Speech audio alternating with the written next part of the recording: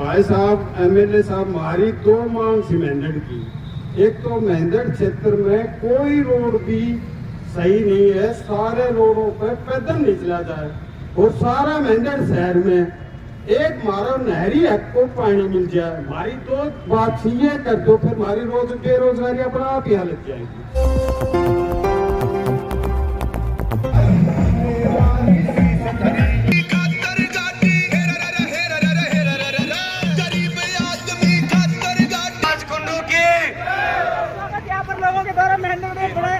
समर्थक है, उन्होंने वो बड़ा समर्थन लिया है। फूल माला बलराज कुंडू की, बलराज कुंडू की, बलराज कुंडू की, बलराज कुंडू, बलराज कुंडू,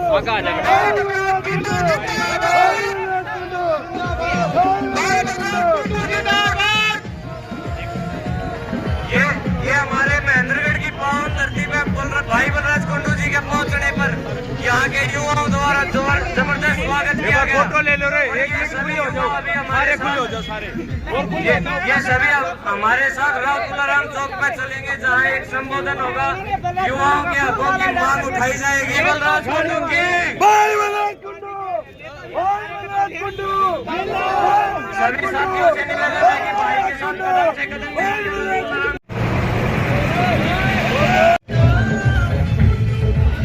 आपको छुड़ाना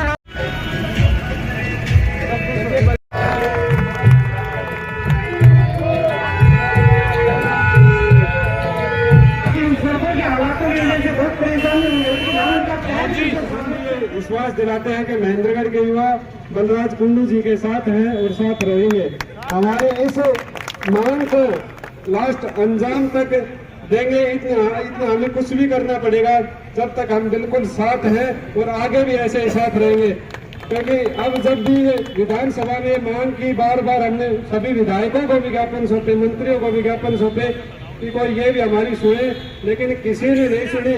विधानसभा में अगर इस मुद्दे को उठाया तो बलराज कुंडू जी ने उठाया, इसलिए का हम बहुत तहे दिल से हाथ जोड़कर फिर से धन्यवाद करते हैं। बहुत बहुत धन्यवाद।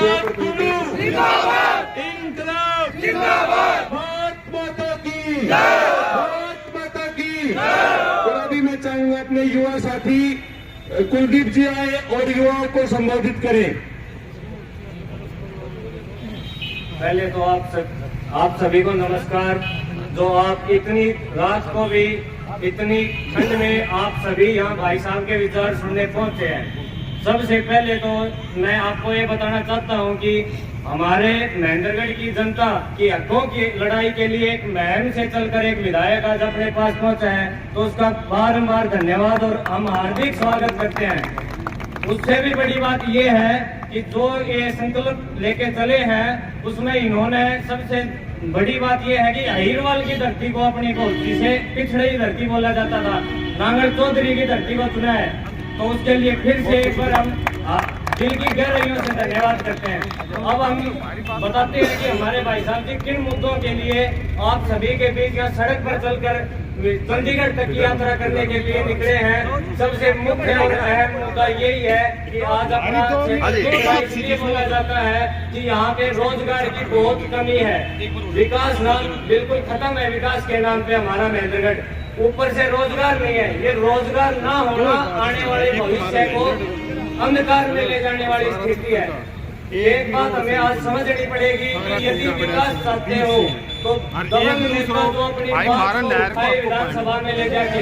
दूसरी बात, हमारा खुद का विकास जब होगा जब हमारे घर में आमदनी होगी। आमदनी के लिए हमें एक ही चीज है कि जब हम सेटल होंगे, हम पढ़ लिख लिए, BA, MA, PhD, और वो युवा आज HKR ठेकेदारी के ऊपर नौकरी करने के लिए व्याकुल हो रखा है कि उन्हें ठेकेदारी की नौकरी नहीं मिल रही है। इन सभी मांगों को लेके हमारे विधायक जी ने हमारे एक छोटे से आह्वान पर पिछले विधानसभा सत्र में खुद हमारी मांग को उठाया, और एकमात्र 90 में से वो विधायक थे जिन्होंने एक फोन पर हमारी मांग को विधानसभा, जो कि हरियाणा प्रदेश की सबसे बड़ी पंचायत है, उसमें उठाने का काम किया। इसके लिए फिर से हम धन्यवाद करते हैं। और अब मैं बलराज भाई साहब को माइक देना चाहता हूं कि वो अपने मन की बात करें। एक बार मैं चाहूंगा वीर सिंह जी, जो यहाँ के महेंद्रगढ़ के लोकल है, यहाँ के रहने वाले हैं, वो यहाँ की समस्याओं के बारे में बोलेंगे। भाई साहब, एमएलए साहब, हमारी दो मांग थी मेंढक की। एक तो मेंढक क्षेत्र में कोई रोड भी सही नहीं है, सारे रोडों पे पैदल नहीं चला जाए, और सारा मेंढक शहर में एक मारो नहरी हक को पानी मिल जाए। हमारी तो बात ये कर दो, फिर हमारी रोज बेरोजगारी अपना आप ही हालत जाएगी।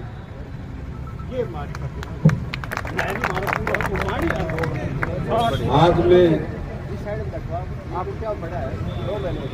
राव तुलाराम जी की इस पावन धरा पर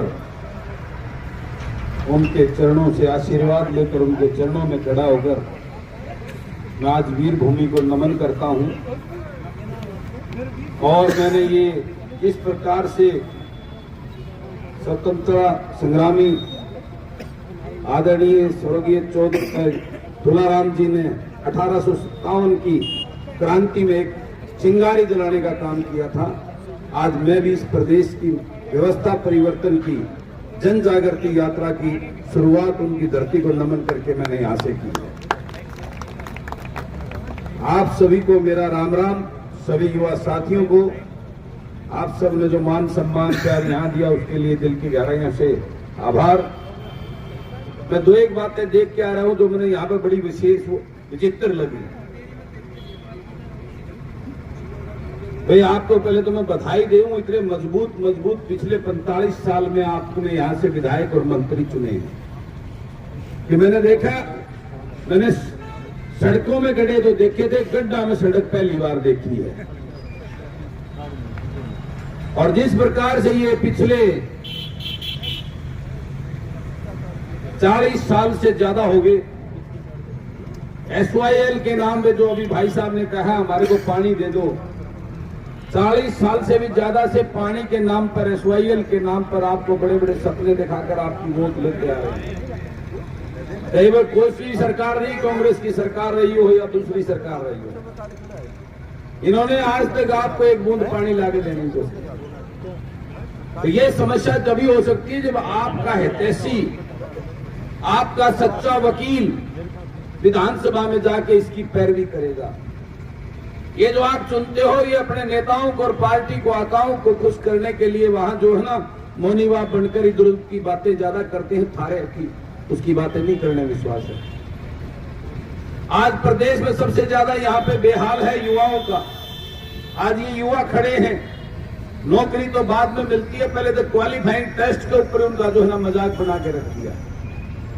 जो CET क्वालिफाइंग का उनका क्राइटेरिया है, उसमें पहले कह दिया 40-50 के करोड़ करके वे पास हो जाएंगे, और जो बच्चे पास होंगे ना उनको सेकंड एग्जाम और इंटरव्यू के लिए बुलाया जाएगा। लेकिन शेर के बच्चा ने पाया, कुछ बोल रहे हैं कि मैं पावा सिर्फ 4% बच्चे।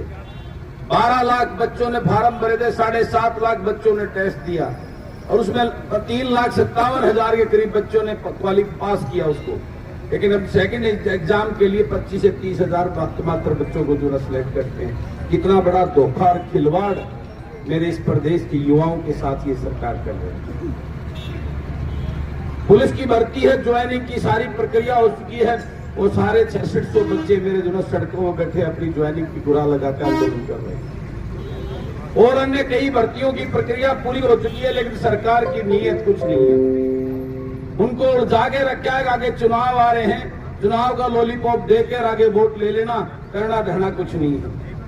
आज हमारे BA, MAd, MSc, PhD बच्चे कौशल रोजगार के निगम के नाम से एक ऐसा ठेकेदारी का डिपार्टमेंट खोल दिया, उनको जो है ना 15-15 हजार की नौकरी के लिए उनके साथ खिलवाड़ किया जा रहा है, उनका शोषण किया जा रहा है। क्या मैं इसकी आवाज उठा रहा हूं तो गलत उठा रहा हूं? बताइए, मैं आज सबसे पूछता हूं। जो उस दर्द को लेकर मैं आज आपको जगाने के लिए, युवाओं को जगाने के लिए आया हूं कि आपको खड़ा होना पड़ेगा। आज बलराज कुंडू अकेला पड़ गया है, विधानसभा में बोलता हूं, लेकिन मुझे जब तक 40-50 बलराज कुंडू जैसी विचारधारा के ईमानदार सोच के आपके सच्चे हितैषी, सच्चे वकील और सच्चे जो है ना वो नेता नहीं पहुंचेंगे, जब तक आपकी व्यवस्था नहीं बदलने वाली है। मैं ये कहने के लिए आपके बीच में आया हूं। मैं आज सड़क से विधानसभा के लिए निकला हूं, आपकी आवाज को बुलंद करने के लिए। जितना जल्द ज्यादा आप मेरे साथ सड़क पे कंधा से कंधा मिला के चलोगे, मेरी आवाज में उतनी ताकत बढ़ती चली जाएगी चंडीगढ़ तक। और मैं वादा करता हूं आपकी ये ताकत चंडीगढ़ में मैं उनको हिला के रख दूंगा और आपके ये सब युवाओं को सब सरकार को देना पड़ेगा। उसके बाद आज कर्मचारी की बात करते हैं। ओपीएस के नाम से पूरे प्रदेश का कर्मचारी हताश निराश है। जो उनका पैसा है उसको भी जो है ना जबरन रोक रखा है, उनको देने का काम नहीं कर रही है सरकार। उनके बुढ़ापे की कोई चिंता नहीं, उस पैसे को बड़ी बड़ी कंपनियों में शेयर खरीद रखे हैं। अरे कोई पूछने वाला होगा, शेयर खरीदने होंगे तो वो अपने आप खरीद लेंगे, तुम्हारी मध्यस्थता की क्या जरूरत है। तो कितना बड़ा शोषण किया जा रहा है।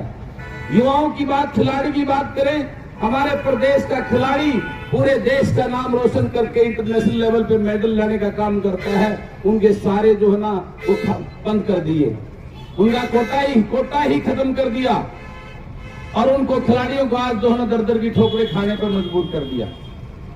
यह है इसकी व्यवस्था है सरकार की करनी और कथनी में। सिर्फ जो कोई खिलाड़ी मेडल लाता है तो उसके फोटो खिंचवाने के लिए सरकार के मंत्री और नेता अखबार में फोटो छपवाने के लिए पहुंच जाते हैं, बड़ी बड़ी बातें करते हैं, उसके बाद उनको कोई नहीं पूछता। आज प्रदेश का किसान हताश निराश है। मैं नांगल चौधरी से चला था, मैं नामनौर और महेंद्रगढ़, हर जगह मुझे पता लगा कि आपकी सरसों सर्दी की वजह से खराब हो चुकी है, जिसके रोज ज्ञापन आप दे रहे हो, सरकार कोई सुनवाई नहीं कर रही आपकी। तो कितनी बड़ी विडंबना है। तो इसी प्रकार से आज बुजुर्गों की पेंशन काट दी गई है, वो दर की ठोकरें खा रहा है। जो परिवार पैदा इनकम के नाम पे जो पहचान पत्र बनाकर जो उसने इनकम भरी है, उसमें कितना बड़ा घपला करके जो ना गरीब आदमियों के राशन कार्ड काटने का काम कर दिया, उनकी पेंशनें काटने का काम कर दिया। आज कोई भी वर्ग उसमें नहीं है। अध्यापक गरीब के स्कूल बंद करने की तैयारी कर दी चिराग योजना की तहत, जिसमें गरीब का बेटा बच्चा पढ़ता था। हमारे सरपंच बने हैं 2 साल के बाद, उन सरपंचों को अठन्नी दी नहीं, पहले चोर बना का सर्टिफिकेट दे दिया।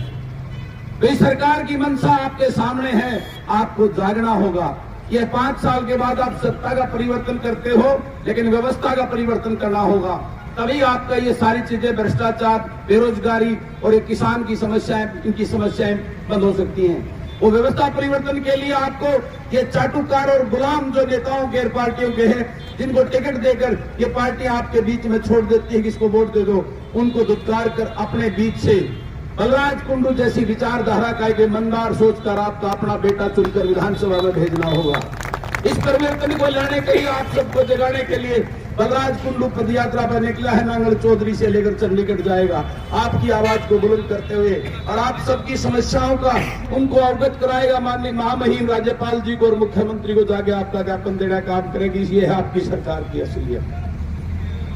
तो मैं आपसे यही आह्वान, निवेदन और विनती करता हूं कि आप साथ दो, हम मिलकर इस व्यवस्था परिवर्तन का काम करेंगे। आप अपने हल्के में ये दो मठाधीश बिठा रखे हैं 45 साल से, इन्होंने क्या किया आपके लिए सोचना होगा।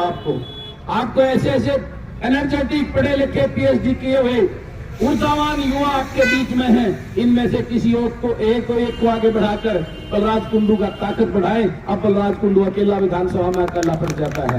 तो मैं आप सबसे निवेदन करता हूं, मैं से ये वीरों की भूमि है, बहादुरों की भूमि है। अपने बीच से एक क्रांतिकारी भाई, एक ऊर्जावान, शक्तिवान और बुद्धिमान और पढ़ा लिखा युवा मेरे साथ करो। एक उसको एमएलए बनाकर विधानसभा में मैं वादा करता हूं, विधानसभा में एक भी बिल आपके खिलाफ पास नहीं होने देंगे, इस बात का वादा करता हूं। मेरा आह्वान है इस प्रदेश के युवा से, कर्मचारी से, किसान से, छोटे व्यापारी से, आज हर वर्ग का शोषण हो रहा है, हमें इसके लिए उठना होगा और व्यवस्था परिवर्तन की लड़ाई में हम सबको जागकर एक नई सोच के साथ आगे बढ़ना होगा। यही विनती और प्रार्थना लेकर मैं आपके बीच में आया हूं। मेरे मुख से कोई गलत बात निकली हो तो आपका अपना बेटा, आपका भाई हूं, मुझे नादान समझकर माफ कर देना। लेकिन जो बात मैंने आपके कही वो पॉलिटिकल भाषण नहीं, मेरे दिल और आत्मा के जज्बात थे, मेरे दिल की अंदर की भावना थी, जो मैंने पीड़ित होकर आपके सामने रखी है। इन शब्दों के साथ आप सबका बहुत बहुत धन्यवाद और आप सबको मेरी राम राम।